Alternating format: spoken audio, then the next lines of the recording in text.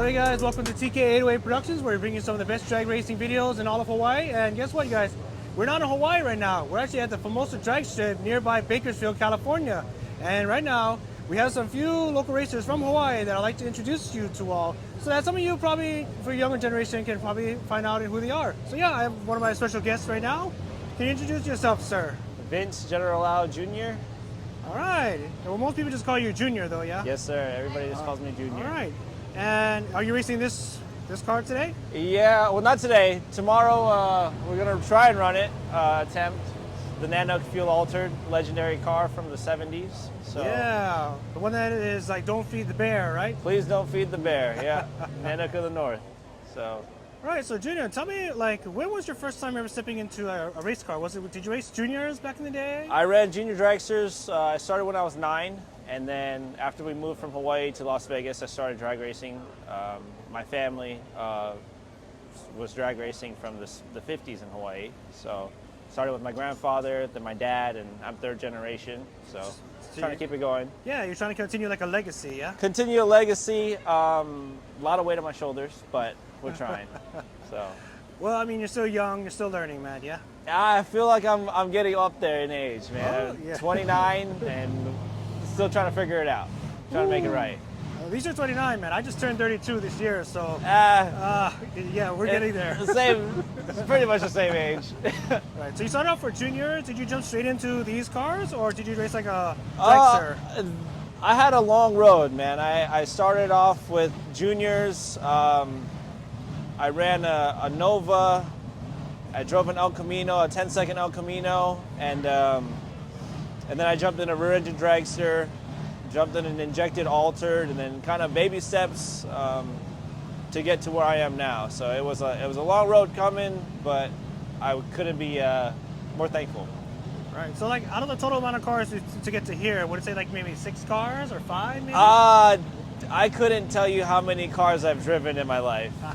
It was like I said. I mean, you have a lot of videos of Uncle Derek's orange Camaro and the 55 that Dalen drives, and I was the first person out there to drive the 2 cars for Uncle Derek. Oh, okay. You know, so I mean, I've driven, I would say, upwards of 20 and up.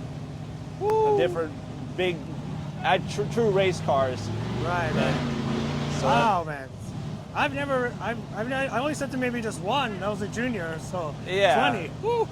It's, I guess I've been very lucky, very fortunate to have a solid group behind me and people that support and believe, and we're gonna keep it going. Right, and then from stepping from each car to the next one, what kind of motivates you to continue on with the legacy and to continue on with drag racing? Because it seems like you have a drive and a passion for it, right?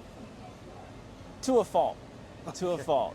A lot of it has to do with the family, you know.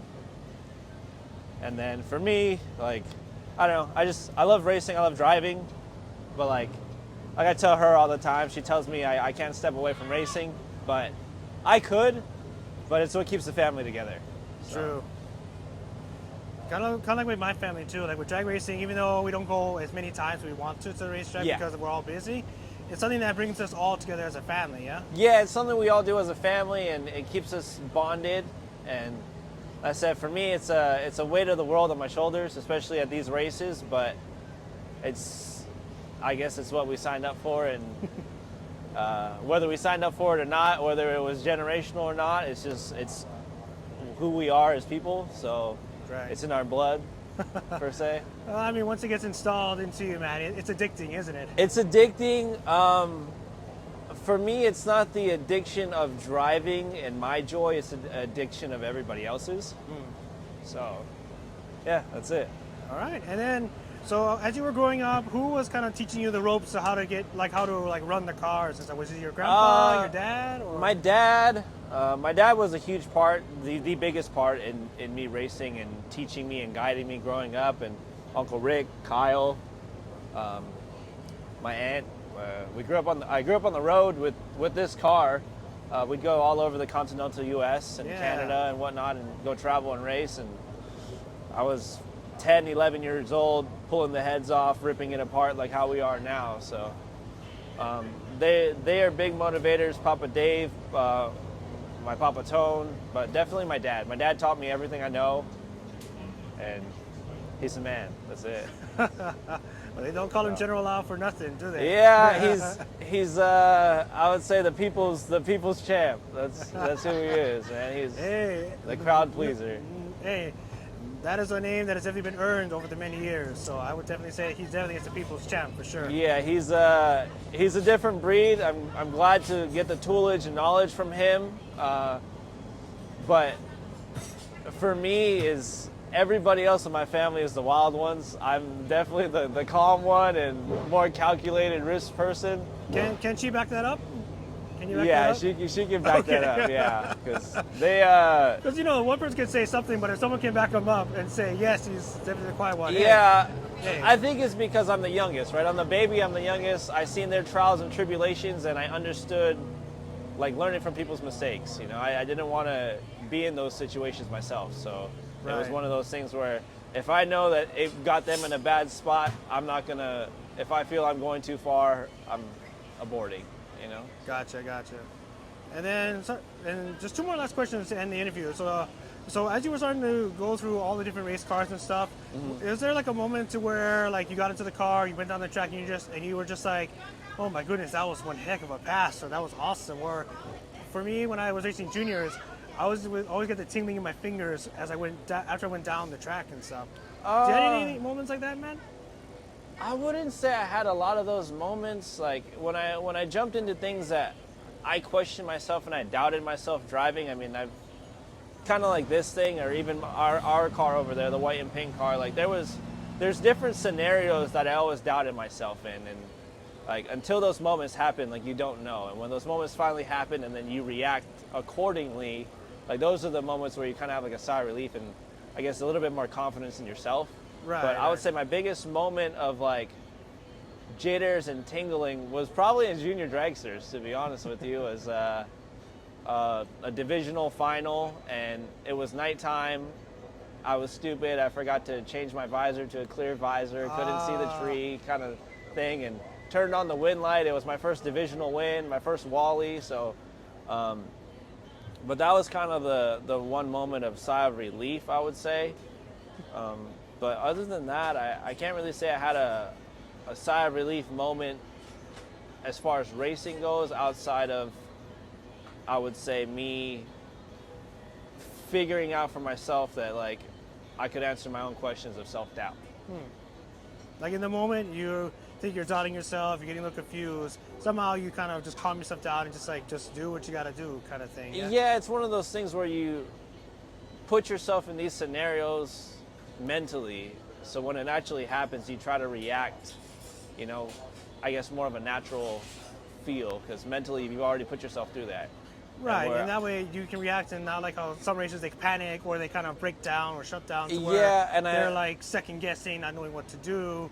But it seems like you guys kind of have like I wouldn't say like a grip, but you want to like you have like a firm idea of what to do, right? Yeah, and that's, I mean, like I said, it's toolage of the people I grew up around, and they instilled it in us to, you know, I know for a fact I was blindfolded in my dad's top alcohol car as a child, you know, and I would have to go through motions of, you know, the car's doing this, the car's doing that, go through a run, blindfolded as a kid, because if something happened, he wanted me to be able to, you know, react. And to this day, I still do that in any car that I drive or any kind of racing, really. It's just, you know, just try to stay fresh mentally.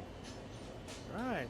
And then the last question, Junior, just to ask you. So, say if you had a young kid come up to you and they wanted to race something like this, what would be some advice you could give them? Like, say they're maybe the age around maybe 5 to 8 years old. That's a lot of the younger audience that watch my channel, and some of them ask me, you know, what does it take to get into this kind of business, or what advice would you give them as being, say, more as close to a veteran, pretty much right now?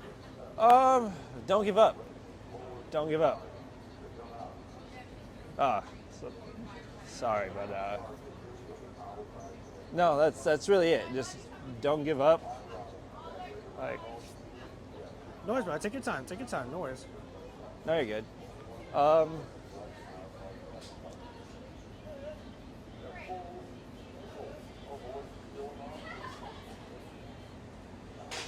I would say just, like I said, don't give up. Stay focused. Stay motivated. Know where you want to go and anything you want to do in life.